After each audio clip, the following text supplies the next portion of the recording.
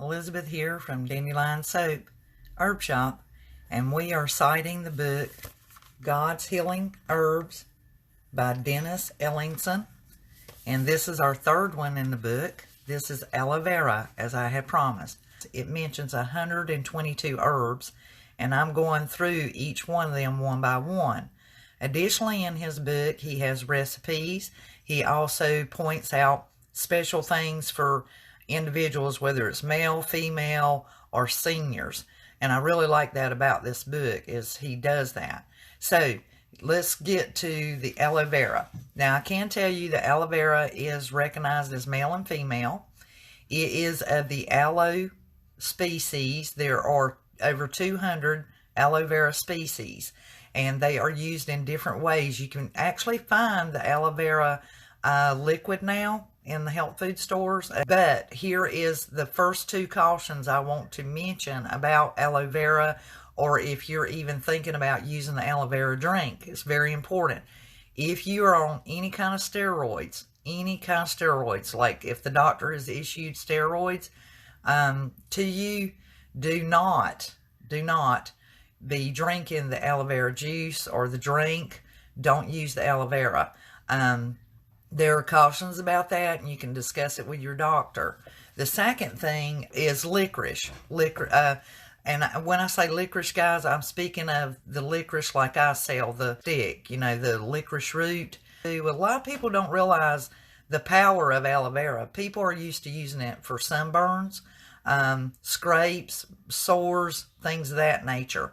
Is all of the vitamins and nutrients and polysaccharides that are contained in the aloe vera plant. It is amazing.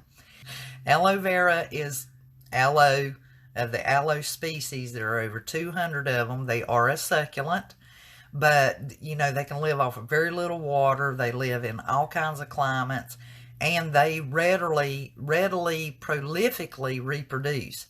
There is a male and a female. The male reproduces quite easily. Like, he'll grow, loop over, and you can just like put that into the dirt and it'll create its own roots and grow.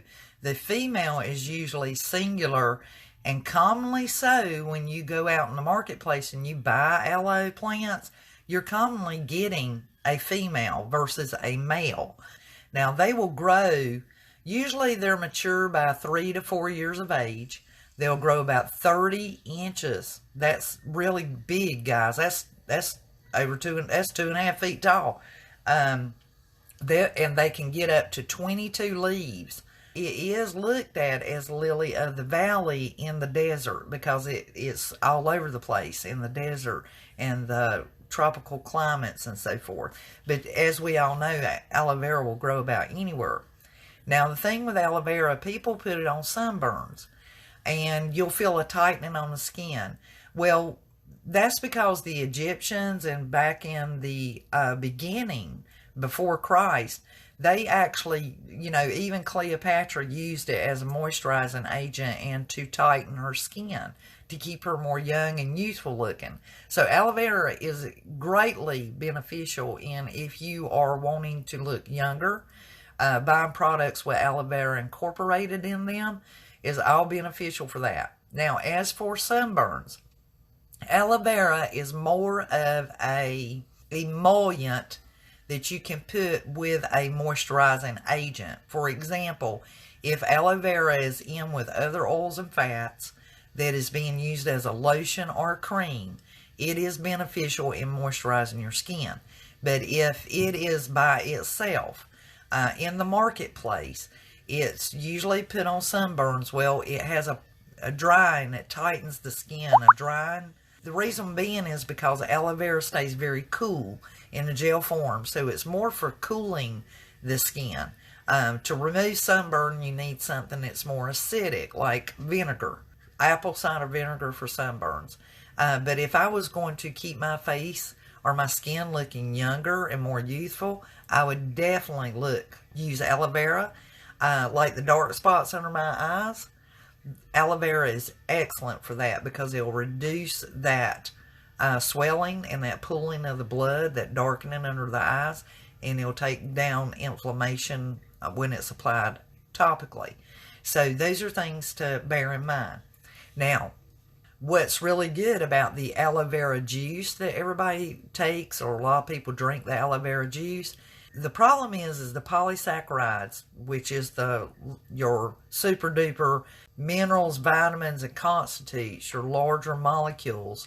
A lot of that gets destroyed in the processing of aloe vera. When you buy it commercially in a bottle, aloe vera gel in the department stores and so forth, what it has to go through in order to bottle it and make it readily available to the public so it won't go bad. So it loses a lot of its molecular structure and makeup because they're really getting more of the liquid part of it. And if anyone has ever cut aloe vera and pressed the leaf and squeezed the gel out of it, you'll see the watery constitute and then the jelly constitute. Well, you're getting all over 200 constitutes in that gel, so it's a very good thing, and you can use it in so many ways.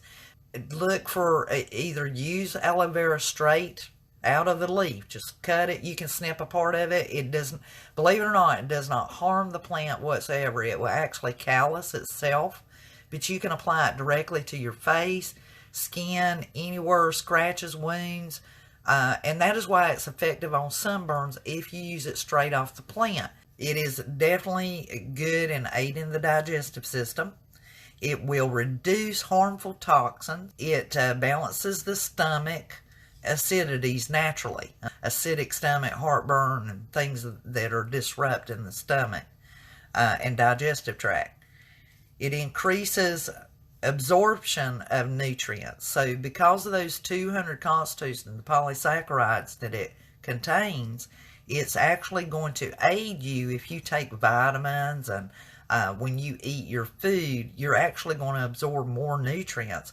So for those people who work out, for those people who hike and do a lot of strenuous activities, sports, and just athletic, they would really benefit if they incorporated aloe vera capsules or the liquid into their dietary nutrition on a daily basis. They would actually gain by putting aloe vera in there because it will support the immune system. The main ones in aloe vera are vitamin A, B1, B2, B3, B6, vitamin C, and of course vitamin E. Remember what I said about youthful skin, helping the skin. Well, with the high constitute of vitamin E, it will also help with scars or reducing any kind of blemishes. Like if you have acne and you bruise the skin by pressing on it, the aloe vera would be very beneficial to you. The vitamin C is going to preserve the youth, protect the immune system, and then if you're applying it facially, it's going to reduce wrinkles, remove scars, remove bruising, and things of that nature because of the high constitutes. But I would still recommend using it straight out of the plant if you're doing it topically on the body, or as close to natural as you can. Now, what does Dennis say about aloe vera outside of what I've told you? It's really interesting about what Dennis has cited in the book is with it being mentioned in the Bible. And it's mentioned as a perfume. It's actually acknowledged in the Bible as perfume. And it is spoken, it's mentioned in Numbers and in Psalms. It's mentioned in Proverbs, Song of Solomon, and of John. Now, what's odd about that is with it being mentioned in the Bible as a perfume. Well, research has found that the reason why in the Bible aloe vera is seen as a perfume is because it was actually used as a preservative for the body whenever a person died. And it was actually used in Jesus' crucifixion, which I did not know that. I did not know that. Like this book, I've learned so much out of this book, guys. Okay, it says that the aloe mentioned in the Bible as perfume that likely came from a tree in India known as the eaglewood. The aloe mentioned in John 19, verse 39. And they used it as a preservative, and it was used in Jesus' crucifixion, which says, Aloe was probably one of the imbalancing spices Nicodemus and Joseph used for the crucifixion body of Jesus. And I did not know that. So I thought it was very, very interesting that they had actually applied aloe vera. And in the Bible, it's many times mentioned as lily of the valley, the aloe vera plant. So those are all the things that I can offer you about aloe vera. And what I've been trying to do is cover all of them one by one so that it's digestible information. I also go down in the comments and I put the link to the book. It doesn't deduct anything from you, and I appreciate, the fact that you use my link to purchase the book. I've already done the first two. The first one is alfalfa. The second one was almond, when you can create yourself a watch later, or you can create yourself a separate playlist and you can label it, herbs of the Bible or herbs or whatever, and you can either let it be known publicly or keep it private. Thank you all for coming on, and I hope you review this video. And until the next one, I will see you guys later. Have a great day. Bye.